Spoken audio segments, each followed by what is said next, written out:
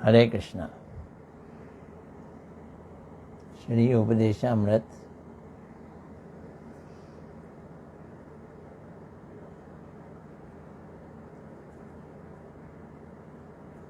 श्रील भक्ति सिद्धांत सरस्वती ठाकुर प्रभुपाद जी के द्वारा रचित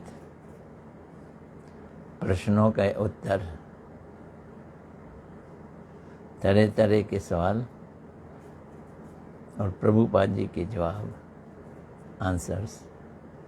नमो विष्णुपदाय राधिकाय प्रियात्मने श्रीमद् भक्ति वेदांत नारायण गोस्वामी इति नामने। श्री कृष्ण लीला कथने सुदक्षम उदारे मधुरे गुणेश्च युक्तम वरम वरेण्यं पुरुषं महांतम नारायणं तमाम शिरसा नमामि।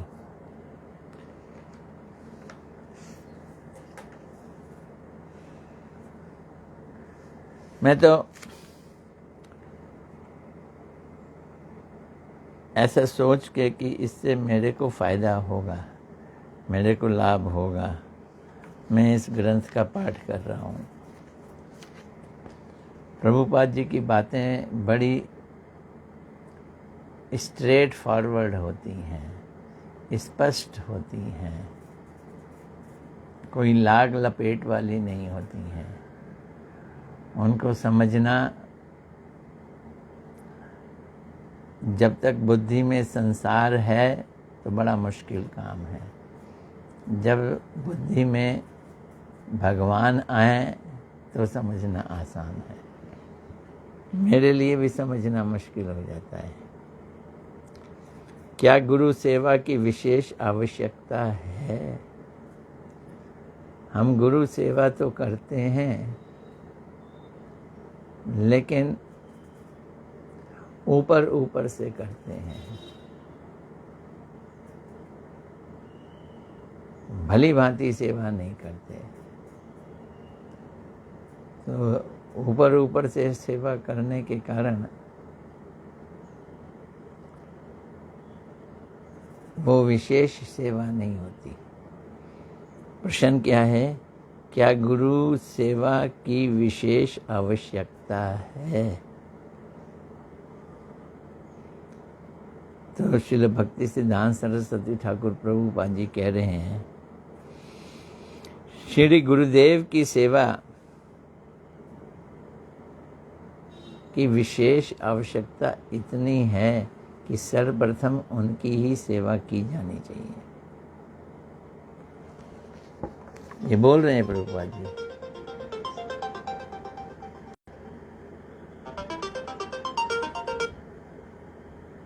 सर्वप्रथम उनकी सेवा की जानी चाहिए।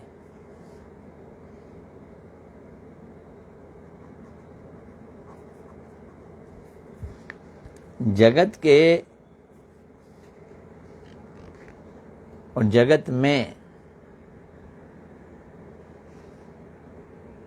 कई तरह की चीजें फैली हुई हैं। वो क्या क्या चीजें हैं? कर्म, ज्ञान, योग और तो और सांसारिक अभिलाषाएं, जागतिक अभिलाषाएं।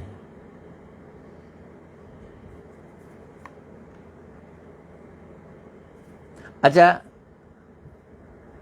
अगर हम सच में जाने तो कर्म के लिए भी, ज्ञान के लिए भी, योग के लिए भी और सांसारिक अभिलाषाओं के लिए भी क्या कह रहे हैं?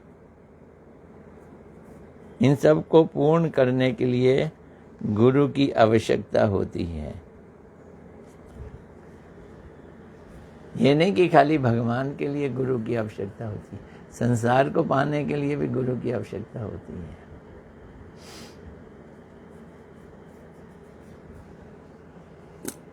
मैं तो ये समझा हूँ,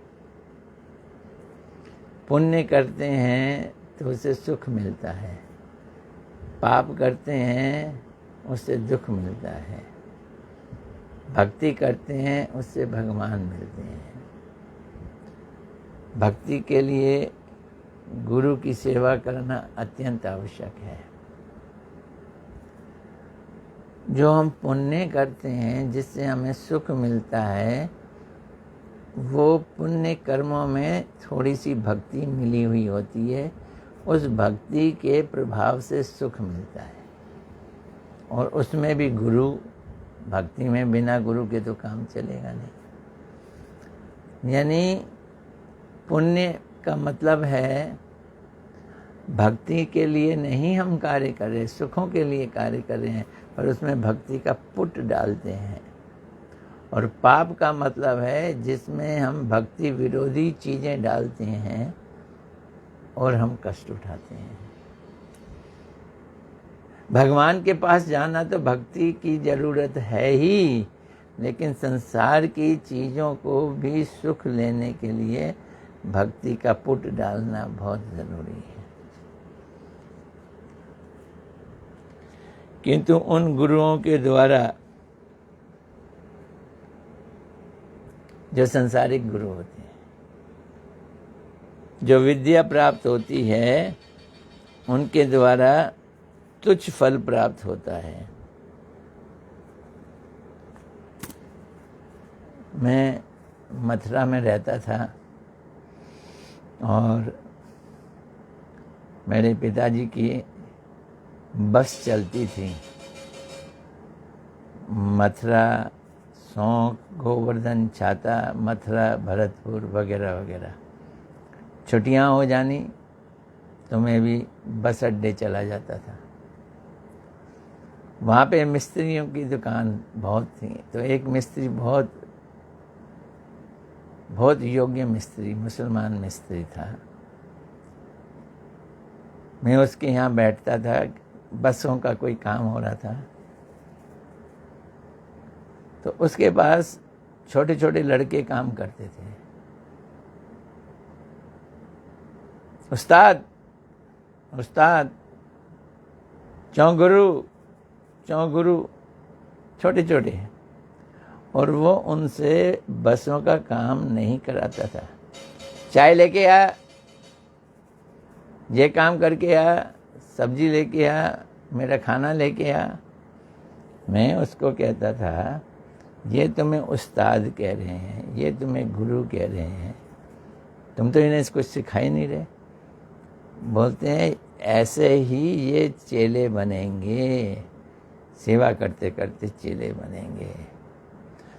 चेले बनने का मतलब है, शिष्य बनने का मतलब है सेवा करते करते। अगर मिस्त्री का भी चेला बनना है, शिष्य बनना है, तो उसकी मीनियल सर्विस, चाय पिलाना, झूठा उठाना, खाना खिलाना, ये काम करना पड़ेगा। बोलते हैं अगर इसमें से कोई टिक जाएगा, उसको मैं काम सिखाऊंगा। तो यहाँ पे ये बोल रहे हैं कि इस तरह के गुरुओं से क्या सीखा उसने? मिस्त्री का काम सीखा, गाड़ी बनाने का काम सीखा। पर है वो भी गुरु, पर उससे जो फल प्राप्त है वो तुच्छ फल है। गाड़ी जोड़ दी, इंजन लगा दिया, गियर बना दिया। असली गुरु परमार्थिक गुरु होते हैं। उनको जागतिक गुरु नहीं, परमार्थिक गुरु कहा जाता है। उनसे जो फल मिलता है वो तुच्छ फल नहीं मिलता। वे वास्तव में ही कल्याण करने वाले होते हैं। वास्तविक कल्याण, कल्याण वो जिसका कभी नाश ना हो, ऐसा कल्याण, वास्तविक कल्याण। क्योंकि गुरुदेव कौन है? भगवान है। कौन से भगवान है? तो उस दिन बतलाया था ना, जैसे बिजली की दो तारें होती हैं, एक ठंडी एक गर्म, पॉजिटिव और नेगेटिव, तो बिजली पूरा काम करती है। ऐसे ही भगवत्ता के दो हिस्से हैं, एक है विषय, एक है आश्रय। जहाँ पे सारी दुनिया की भक्ति जाती है, सेवा जाती है। जो सब दुनिया के भक्ति के विषय हैं वो विषय भगवान कृष्ण है। और जहाँ पर भक्ति रहती है, यहाँ पर सेवा भाव रहता है, प्रेम जहाँ पर रहता है, वो आश्रय कहलाता है। तो गुरुदेव कौन है? आश्रय जातीय भगवान है। कृष्ण कौन है? विषय जातीय भगवान। गुरुदेव में भक्ति आश्रय करके रहती है। अब हमें भक्ति करनी है तो हम विषय के पास जाके क्या करेंगे? उसके पास जाएं जहाँ पे भक्ति रहती है, भक्ति का जो आश्रय है, वहाँ जाना पड़ेगा। तो गुरुदेव की कृपा से जिस क्षण हम गिर जाएंगे, च्युत हो जाएंगे, उनकी कृपा से च्युत हो जाएंगे। इंद्र का ऐसे ही हुआ ना। इंद्र महफिल में बैठा हुआ था, उसकी विजय के दुमदुबी और जयकारे के पताका झूम रहे थे। वहीं गुरु आ गए। आए भी नहीं, आने के लिए चल पड़े। अभी दूर ही थे। इंद्र ने कहा, हद तरह की, अब मेरी सेवा की बजाय, मेरी जय जयकार की बजाय गुरु की जय जयकार होगी। बस च्युत हो गए, गिर गए। किससे गिर गए? जिस क्षण गुरु की कृपा से गिर जाओगे, बस इंद्र का सर्वनाश हो गया। उसी क्षण भगवान की सेवा के अतिरिक्त नाना प्रकार की इच्छाएं हृदय में उदित हो जाती हैं। अगर कभी लगे ना हम भक्ति कर रहे हैं पर हमारी इच्छाएं नहीं जा रही, हमारी कामनाएं नहीं जा रही, तो समझ लो गुरु और वैष्णव की सेवा में कमी आ रही है। ये कमी है। साफ कहा है उन्होंने। जैसे ही हम च्युत हो जाते हैं, गुरु की कृपा से दूर हो जाते हैं, तो हमारे हृदय में नाना प्रकार की इच्छाएं जागृत हो जाती हैं। वैसे जरूरत भी नहीं होगी, लेकिन गुरु की सेवा से गिरे तो जरूरत महसूस होने लग जाती है। जिसकी गुरु के प्रति प्रगाढ़ निष्ठा उत्पन्न हो चुकी है। अब ये च्युत कौन होता है? जिसकी निष्ठा प्रगाढ़ ना हो। गुरु के प्रति निष्ठा जिसकी सुदृढ़ ना हो, प्रगाढ़ ना हो, स्ट्रॉन्ग डेडिकेशन ना हो, वो फॉल डाउन होता है, कृपा से गिर जाता है। ऐसे वैष्णव यदि हमें उपदेश ना करें कि हमें किस प्रकार गुरु के चरण कमलों का आश्रय लेना चाहिए अथवा गुरुदेव से कैसा व्यवहार करना चाहिए, तो हम हाथ में आया हुआ रत्न भी खो बैठेंगे। ऐसे में वैष्णव लोग, शिक्षा गुरु बहुत काम आते हैं।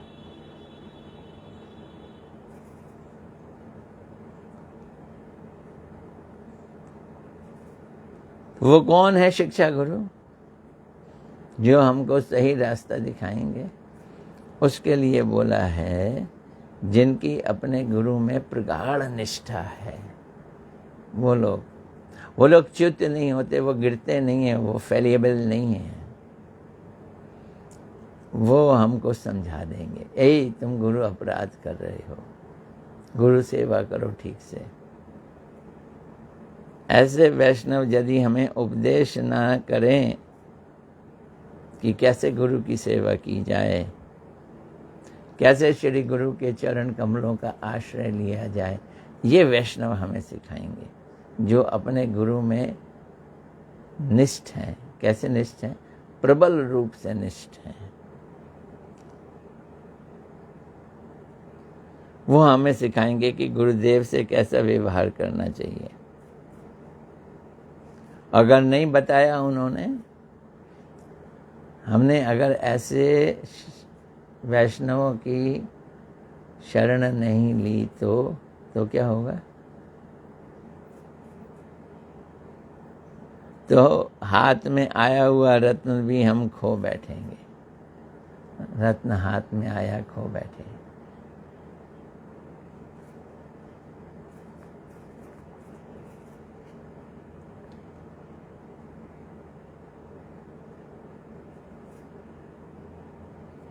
पांडित्य की महिमा तभी है जब मूर्ख हो। उसी प्रकार पुण्य की महिमा भी तभी है जब पाप हो।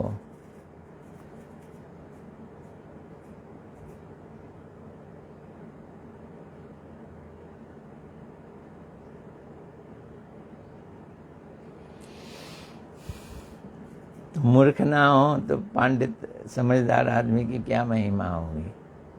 मूर्ख भी जरूरी है।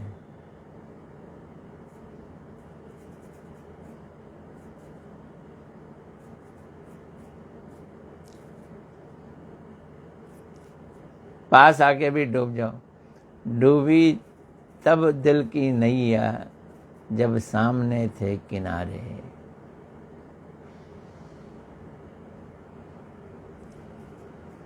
सहारा लो, ऐसे वैष्णव का सहारा लो।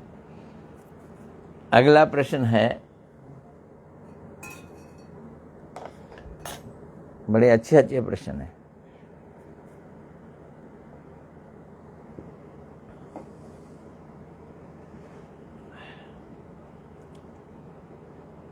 क्या हमारा जीवन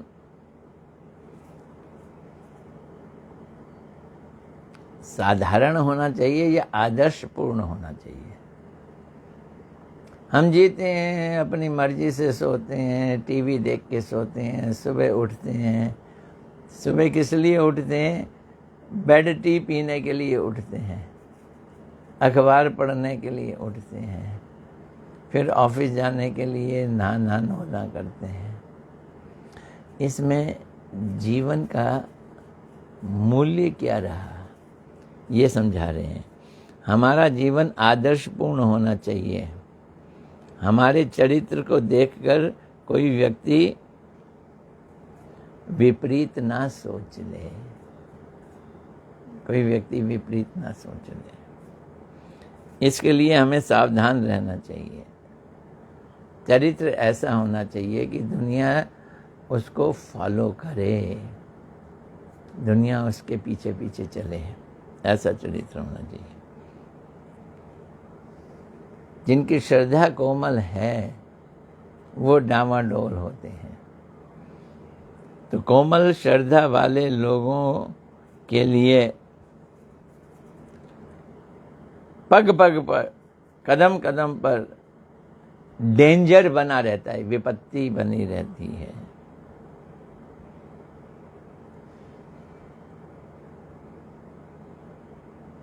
क्योंकि वो अंतर्दर्शी नहीं है, अपने अंदर का तो देख नहीं सकते। अंदर क्या हलचल और गड़बड़ हो रही है देख नहीं सकते वो। ये केवल बाहरी आचरण को देखकर ही विचार करते हैं। कौन? कोमल श्रद्धा वाले। जब तक हमारे हृदय में संसार की कामनाएं हैं और हम श्रद्धा भी रखते हैं तो कोमल श्रद्धा ही होगी। अर्थात हमारे हृदय में भक्ति है कि नहीं, उसका अनुमान हम नहीं लगा सकते, क्योंकि श्रद्धा कोमल है ना। श्रद्धा कोमल क्यों है? क्योंकि अभी बहुत सारी कामनाएं हैं। वे हमारी बाहरी आचरणों को देखकर भी हमें भक्त या अभक्त मानते हैं। अतः हमारे आचरण को देखकर कहीं किसी की श्रद्धा किसी की भक्ति हट ना जाए, इसलिए हमें सावधान रहना चाहिए। अपने लिए तो सावधान हैं ही हैं, हम दूसरों का भी कोई नुकसान ना करें, ये भी ध्यान रखें।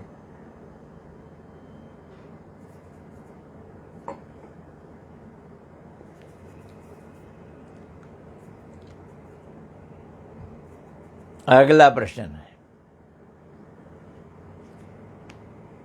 क्या प्रश्न है? क्या हम रोगी हैं? हमें कौन सा रोग है बताओ तो।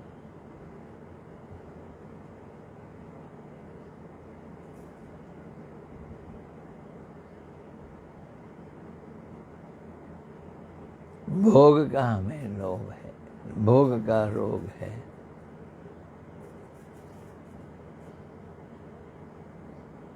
दुष्ट, लंपट और भोगी हूँ, जैसा हूँ और जो भी हूँ।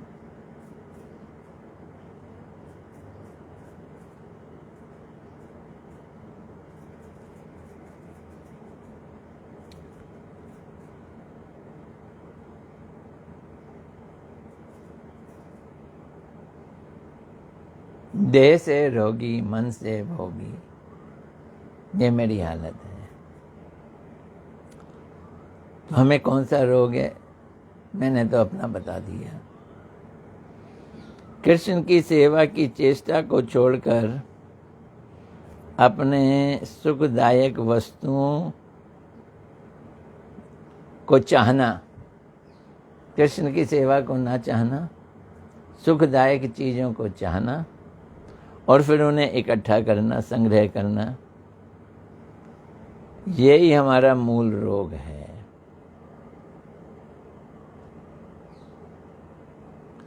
मैंने अपने घर के पास एक व्यक्ति को देखा, अपनी जवानी में बड़ा हट्टा कट्टा पर शराब पीता था, बड़ा नाम, बड़ा यश, बड़ा पैसा भी। फिर बुढ़ापा आ गया मेरे जैसे। जब काफ़ी बूढ़े हो गए तो दिमाग हिल गया। अब नोटों का लोभ उसको तंग करने लगा। तो ज़मीन पे गिरे हुए कागज़ को नोट समझते थे, वो उसे उठा के पॉकेट में डाल लेते थे। मेरे पास इतना रुपया है, तो कागज़ों को उठा के नोट समझ कर रख लेते थे। यही चीज़ यहाँ बतला रहे हैं। हमारा रोग क्या है कि हम कागज़ों को उठाकर रुपया समझकर पॉकेट में डाल रहे हैं, संग्रह कर रहे हैं संसारिक वस्तुएं। यही तो संसारिक वस्तुएं, कागज, नोट नहीं, कागज।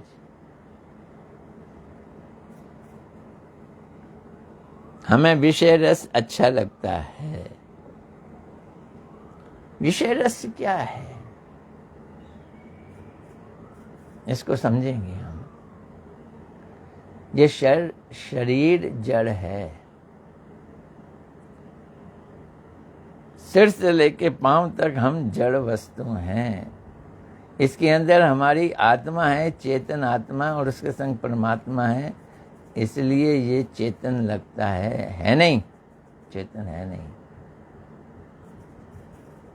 माया ने ऐसी करनी कर डाली है कि हम चेतन जैसे दिखते हैं, और हमारा टेस्ट क्या है, जड़ को चूस चूस कर आनंदित होना, जड़ से अपने को सुखी करना, जड़ वस्तुओं से सुखी करना।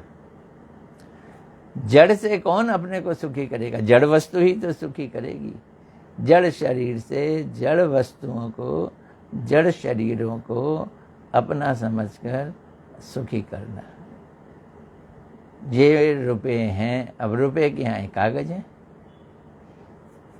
मैंने तो अभी व्यक्ति की बात सुनाई, वो तो कागजों को ही रुपया समझता था। कुछ जो हैं रुपयों को रुपया समझते हैं, पर वो रुपए भी तो कागज हैं। रुपयों से अपने को सुखी समझना, जैसे कुत्ता है, वो एक हड्डी होती है ना, उसको अपने को सुखी समझता है और उस हड्डी को लेके चोरी चोरी चुपके चुपके कहीं जाके बैठ के चूसता है। दूसरे कुत्ते उसके पीछे पड़ जाते हैं।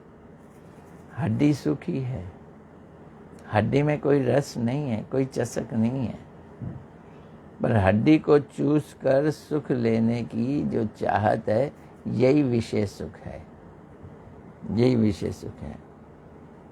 हमें विषय रस अच्छा लगता है, परंतु सभी विषयों के भी विषय कृष्ण की सेवा अच्छी नहीं लगती है। लेकिन कमाल ये है कि वास्तव में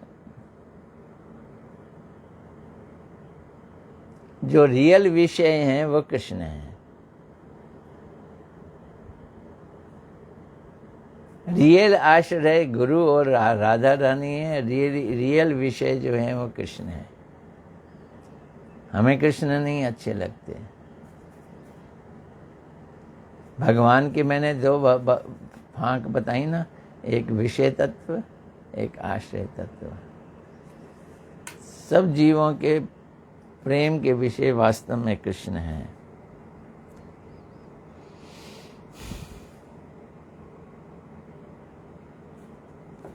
परंतु सभी विषयों के विषय कृष्ण हमको अच्छे नहीं लगते हैं। क्यों नहीं लगते? क्योंकि जड़ शरीर को, जड़ विषयों को भोगने की, विषय से सुख लेने की आदत है। चेतन, परम चेतन विषय कृष्ण से सुख लेने की जड़ शरीर को आदत नहीं है। अब इस जड़ शरीर से भगवान की सेवा कर करके इस जड़ इंद्रियों को भगवान की सेवा में रस लेने का आदत डालना है। यही भक्ति है। ये हमारा दुर्भाग्य है।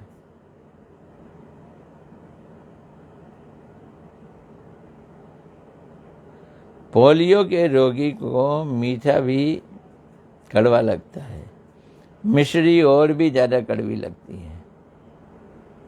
उसी प्रकार विषयों में आसक्त होने पर मधुर से मधुर कृष्ण नाम भी और कृष्ण सेवा भी, इसमें हमारी रुचि नहीं जाती। यदि शरीर में जहर चढ़ जाए, शरीर में विष चढ़ जाए, तो शहद भी कड़वा लगता है। शहद कड़वा लगता है। दोष शहद का नहीं है, दोष उस विष का है जो हमारे ऊपर चढ़ा हुआ है। तो किसी ही पीलिया के रोगी को, जो रोगी है पीलिया का, पीलिया समझ रहे हैं ना,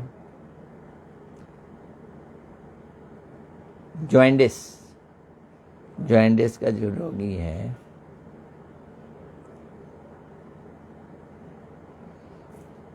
उसको मीठी चीज कड़वी लगती है और मिश्री उसका इलाज है।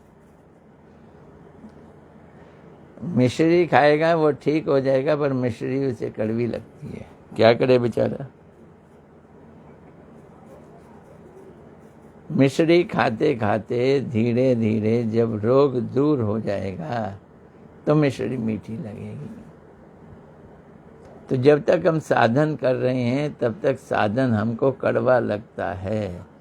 हरि नाम करो, हरे कृष्ण कृष्ण कृष्ण हरे। कितनी बार करें? 1 घंटा तो हो गया करते करते, उसमें भी 10 बार इधर उधर मन जाता है। साधन कड़वा लगता है क्योंकि जॉइंडिस का रोग है।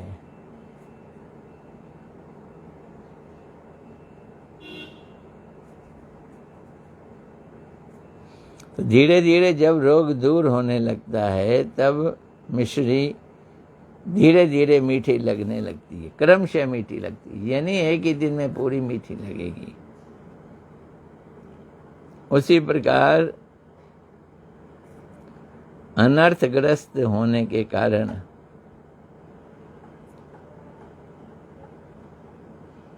अब हम अनर्थग्रस्त हैं। भगवान का भजन करें। कैसा करें? तो ये प्रभुपाद जी लिख रहे हैं, इच्छा ना होने पर भी यदि कृष्ण नाम और कृष्ण की सेवा की जाए तो फिर हमारा ज्वाइंटिस रोग दूर हो जाएगा। तो ये जो ज्वाइंटिस रोग है वो दूर हो जाएगा। क्या दूर हो जाएगा?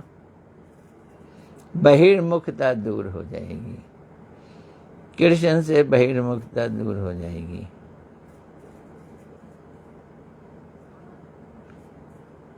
तब हम देखेंगे ऑटोमेटिकली संसार के लिए आसक्ति कम हो जाएगी।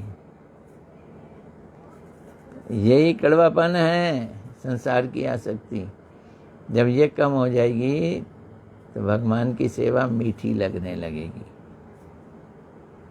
फलस्वरूप भगवान का नाम और उनकी सेवा में रुचि होने लगेगी। उस समय कृष्ण नाम बड़ा मधुर लगेगा। कह रहे हैं उस समय कृष्ण नाम का माधुर्य स्वयं ही आपको प्रकाशित होगा, स्वयं ही आपको आस्वादित होगा। चखो तो। हमें चिन्मय इंद्रियों के द्वारा भगवान की सेवा में नियुक्त होना है। ये एक राज की बात बता दी प्रभुपाद जी ने। वास्तव में अभी हम जो भगवान की सेवा कर रहे हैं, साधन कर रहे हैं, ये इन जड़ इंद्रियों से कर रहे हैं। इन जड़ हाथों से भगवान को नहला धुला के सेवा कर रहे हैं, खिला पिला रहे हैं। जड़ हाथों से आरती उतार रहे हैं। जड़ जीवा से हरे कृष्ण प्रयास लगता है ऐसा करने में। हरे राम राम राम हरे हरे। कब झंझट छूटेगा?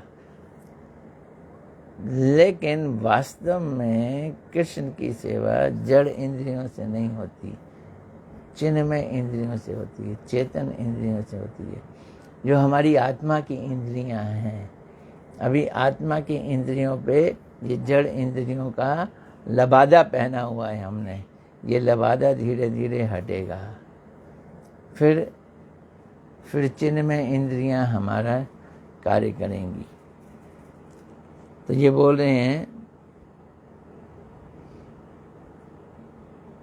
उस समय कृष्ण नाम माधुर्य स्वयं ही प्रकाशित होकर हमें चिन्मय इंद्रियों के द्वारा भगवान की सेवा में नियुक्त कर देते हैं।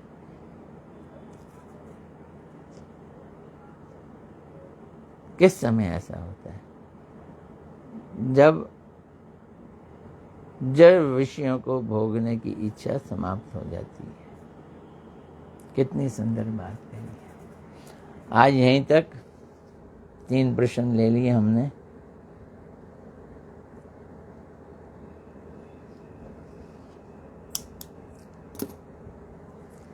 कल वीरवार है, कल शाम को भी मेरी कथा है। जैव धर्म पे मैं कथा करूँगा। वो कथा IGBT दिल्ली से ब्रॉडकास्ट होगी। मैं उन्हें कहूँगा IGBT टीवी में भी कर दें। मेरा जो वो है IGBT टीवी है। एनीवे आप उसको भी सुनना, ये भी सुनना। हरे कृष्णा कृष्णा कृष्णा हरे हरे, हरे राम राम राम हरे हरे। आज कितने लोग आए हैं?